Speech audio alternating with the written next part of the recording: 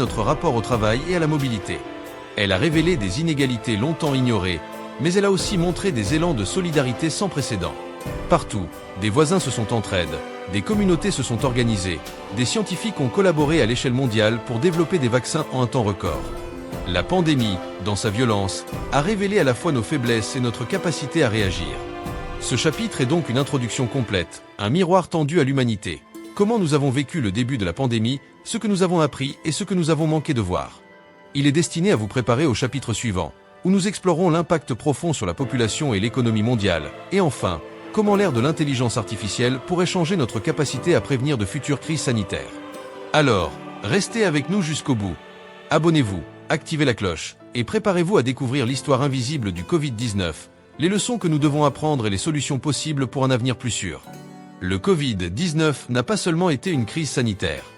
Il a été un événement total, qui a bouleversé tous les aspects de la vie humaine. La santé, l'économie, la psychologie collective, la culture, et même la façon dont nous concevons le monde. Derrière les chiffres froids des bulletins d'information, des millions de morts, des centaines de millions de contaminés se cachent des histoires humaines, des destins brisés, des sociétés ébranlées. Le monde entier a vacillé, comme si la planète entière avait été mise sur pause. Dès les premiers mois de 2020, les rues se sont vidées, les avions ont cessé de voler, les frontières se sont fermées. Dans les grandes capitales du monde, Paris, New York, Lagos, Tokyo, Abidjan, Johannesburg, le silence a remplacé le vacarme de la vie quotidienne.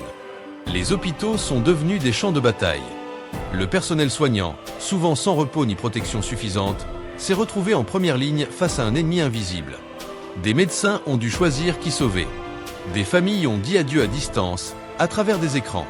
Et pendant ce temps, les gouvernements cherchaient désespérément des réponses. Le premier impact a été démographique et humain.